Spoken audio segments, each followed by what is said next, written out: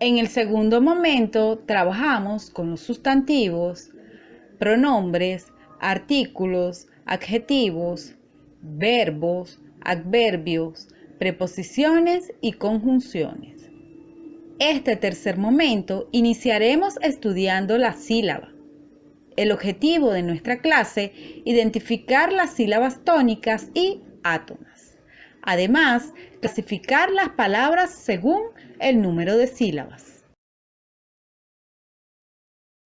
La sílaba es un sonido o grupo de sonidos que pronunciamos juntos en un solo golpe de voz. Todas las palabras están formadas por una o más sílabas. Por ejemplo, biblioteca. Bi-blio-te-ca. Tenemos 4 sílabas que forman la palabra biblioteca. Tenemos la palabra pan, que está formada por una sola sílaba. Tenemos la palabra hermana, que está formada por 3 sílabas. Hermana. Tipos de sílabas. La sílaba tónica es la sílaba que se pronuncia con mayor intensidad en una palabra, es decir, donde realizamos la mayor fuerza de voz. Por ejemplo, tenemos la palabra biblioteca. Vamos a ver dónde se encuentra la sílaba tónica. Bi-blio-te-ca.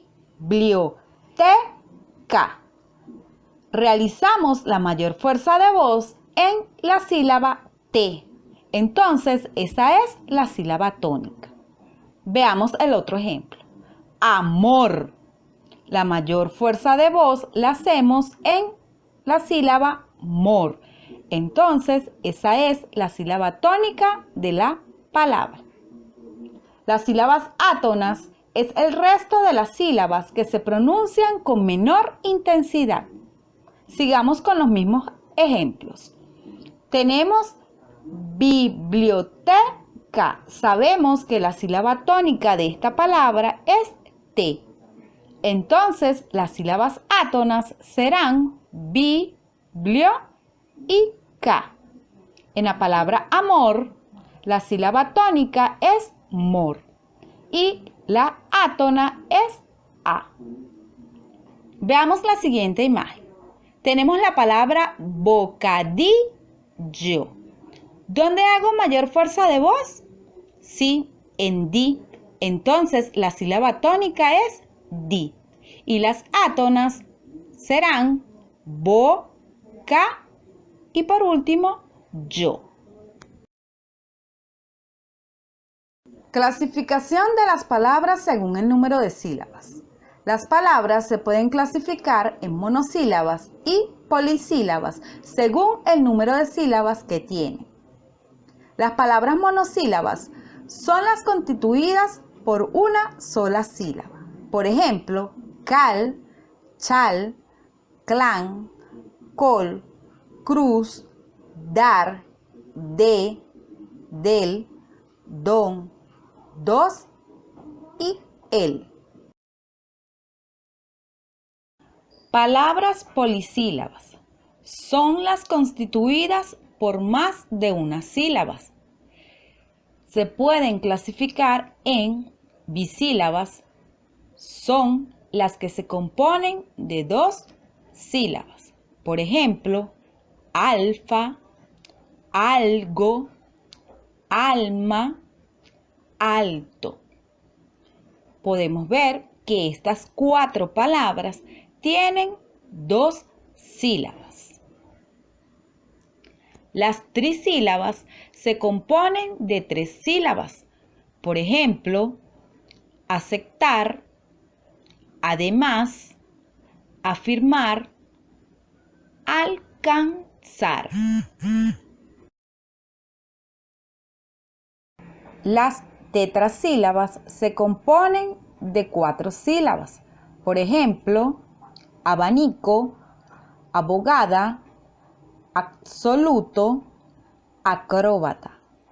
Y las pentasílabas se componen de 5 sílabas. Por ejemplo, absolutismo, bachillerato, capitalismo, caritativo.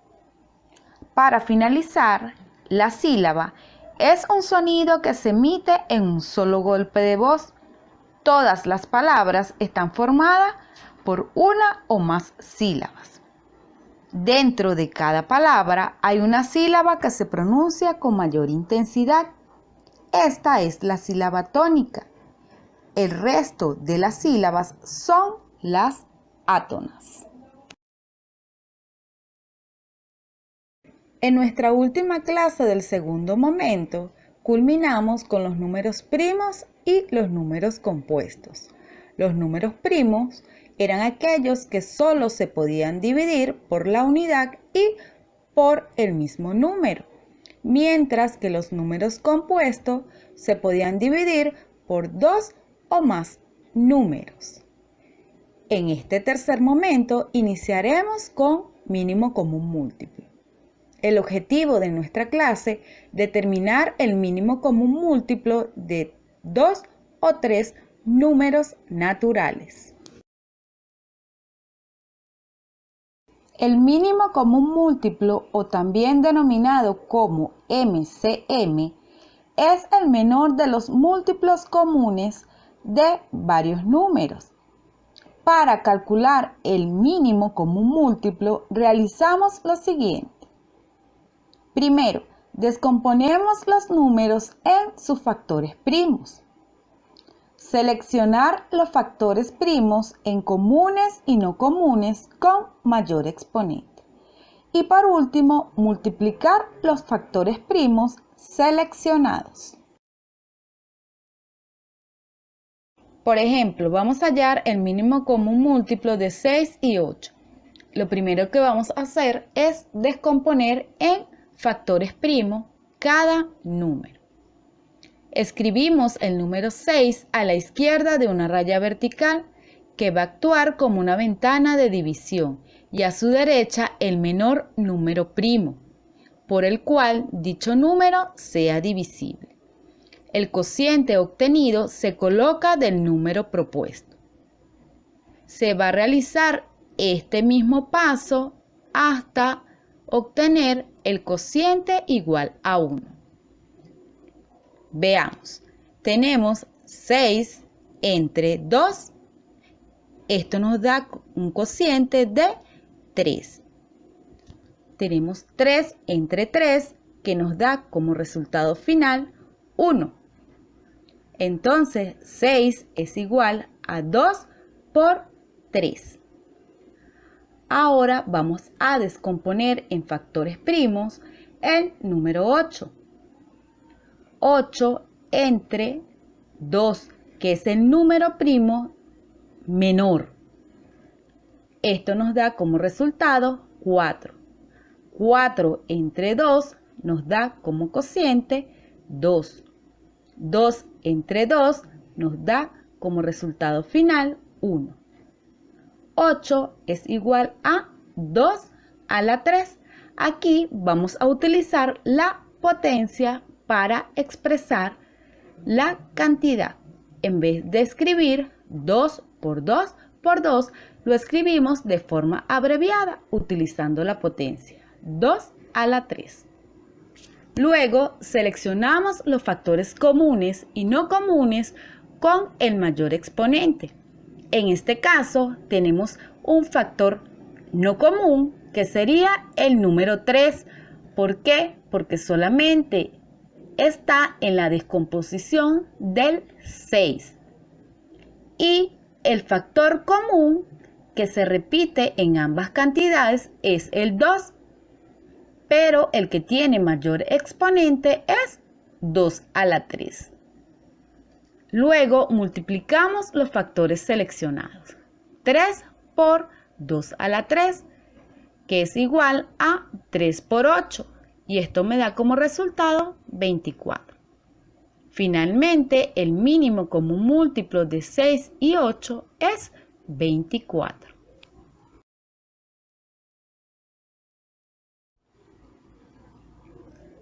Veamos otro ejemplo. Vamos a encontrar el mínimo común múltiplo de 40 y 60.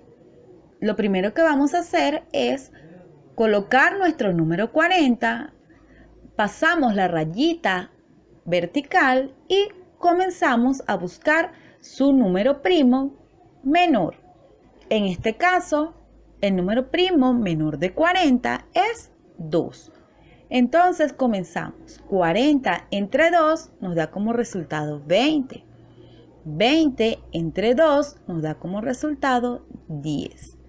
10 entre 2 nos da como resultado 5. 5 entre 5 nos da como resultado 1. 40 es igual a 2 a la 3 por 5. Ahora vamos a realizar la descomposición del número 60. Igualmente pasamos la raya vertical y vamos a buscar el número primo menor del número 60. En este caso sería el 2. 60 entre 2 nos da como resultado 30. 30 entre 2 nos da como resultado 15. Al número 15 también le vamos a buscar su factor primo más pequeño. En este caso sería el número 3. 15 entre 3 nos da como resultado 5.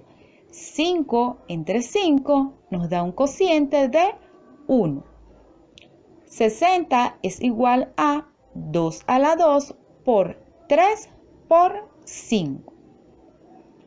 Ahora, para hallar el mínimo común múltiplo de 40 y 60, para ello tenemos que agarrar los comunes y no comunes con el mayor exponente. En este caso, tenemos que el número 2 se repite en ambas descomposiciones. Sin embargo, en el número 40 tenemos 2 a la 3 y en el número 60 tenemos 2 a la 2. Vamos a tomar el 2 a la 3 porque es el factor común con mayor exponente. Y también el número 5 es un número común porque está en ambas descomposiciones. Y el factor no común, que sería el número 3, porque solamente aparece en la descomposición del número 60. Ahora procedo a realizar mi multiplicación. 2 a la 3 por 3 por 5. Esto es igual a 2 por 2 por 2 por 3 por 5. Y me da como resultado 120. El mínimo común múltiplo de 40 y 20 es 120. Recordemos que para hallar el mínimo común múltiplo de un número, tenemos que descomponer en factores primos. Luego vamos a seleccionar los números comunes y no comunes con mayor exponente. Y luego vamos a multiplicar los factores primos seleccionados. En la clase de Ciencias Naturales de este tercer momento, iniciaremos con la materia. El objetivo de nuestra clase, reconocer las distintas fases y las características de la materia. La materia es todo aquello que constituye el universo, que tiene masa, volumen y puede ser percibido por nuestros sentidos. Su existencia es independiente de nuestra voluntad. Por ejemplo, el lapicero, una carpeta, una pizarra, un borrador, todo lo que nos rodea está hecho o está formado por materia. Fases de la materia. La materia adopta una forma determinada de acuerdo con la temperatura a la cual se encuentra. Así podemos encontrarla en diferentes estados: sólido, líquido y gaseoso. En estado sólido, las moléculas están unidas unas con otras, debido a que la fuerza de atracción entre sus moléculas son mayores que la fuerza de repulsión. Mantienen su forma y volumen definidos. Por lo tanto, no cambian cuando se trasladan de un lugar a otro. Una materia en estado sólido podría ser las rocas. Estado líquido. En el estado líquido, las moléculas están separadas, ya que las fuerzas de atracción entre sus moléculas son casi iguales a las fuerzas de repulsión. Una materia en estado líquido es el agua que consumimos diariamente. Estado gaseoso. En el estado gaseoso, las moléculas están muy separadas unas de otras. Esto se debe a que la fuerza de repulsión entre sus moléculas es mucho mayor que las fuerzas de atracción. Los gases no tienen forma ni volumen definido. Un ejemplo de materia en estado gaseoso, las nubes del cielo, ya que estas están compuestas por vapor de agua. Características de la materia. Estas poseen propiedades que las caracterizan, sea cual sea la fase en que se encuentran. Las más representativas son la masa, es la cantidad de materia que tiene un cuerpo. Esta se mide por un instrumento que se llama balanza y se expresa en una unidad llamada kilogramo. Otra característica es el volumen. Es la cantidad de espacio que ocupa un cuerpo. La unidad para medir el volumen es el metro cúbico. La densidad es la propiedad que permite medir la cantidad de masa que está contenida en cierto volumen. Una sustancia es más densa si tiene más masa en un volumen determinado. La densidad se calcula aplicando la siguiente fórmula matemática. Densidad es igual a masa entre volumen. Por ejemplo, si una pelota de goma y una esfera de anime tienen el mismo tamaño, entonces tienen el mismo volumen.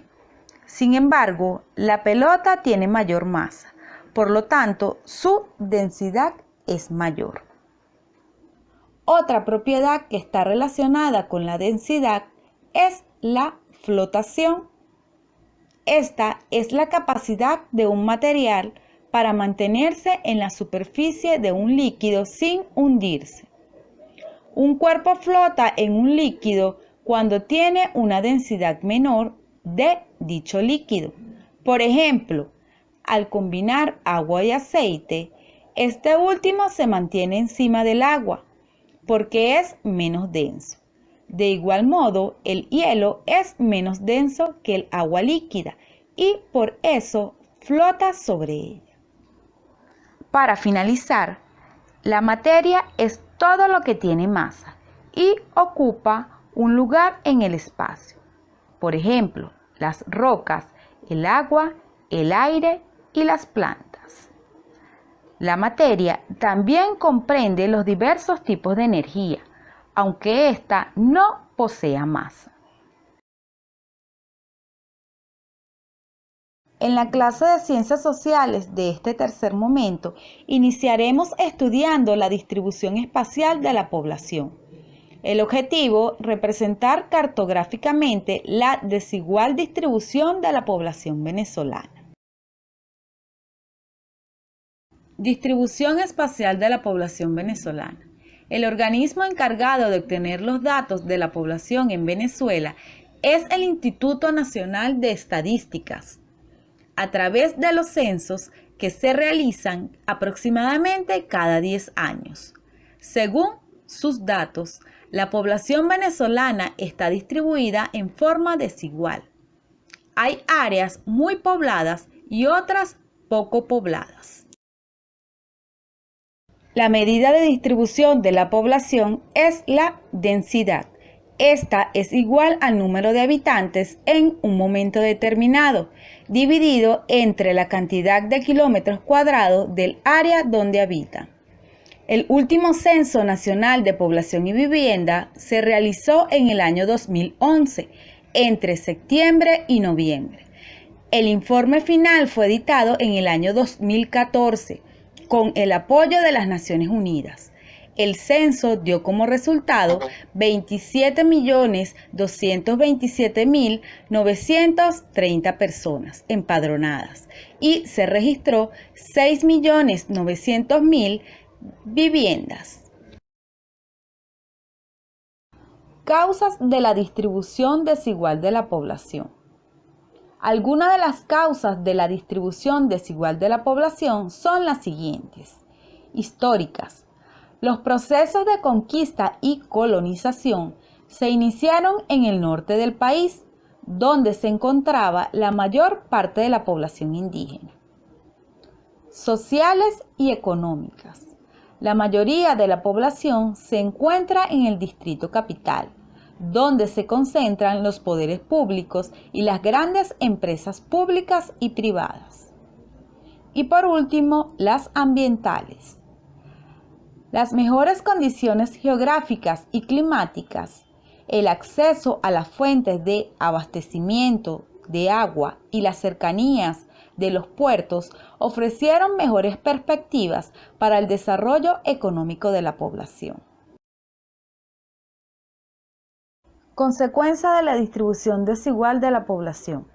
Entre las consecuencias se puede mencionar la alta densidad de la población puede generar problemas como delincuencia, insuficiencia de servicios públicos, de vivienda y de empleo. En las zonas con poca densidad de población, la escasez de mano de obra limita el desarrollo económico. Para concluir con nuestra clase, la población venezolana está distribuida de una forma desigual. Hay áreas muy pobladas y otras poco pobladas. Entre las áreas más pobladas encontramos Distrito Capital, el Estado Aragua, Carabobo, Vargas y Miranda. Y la menos poblada, el Estado Amazonas.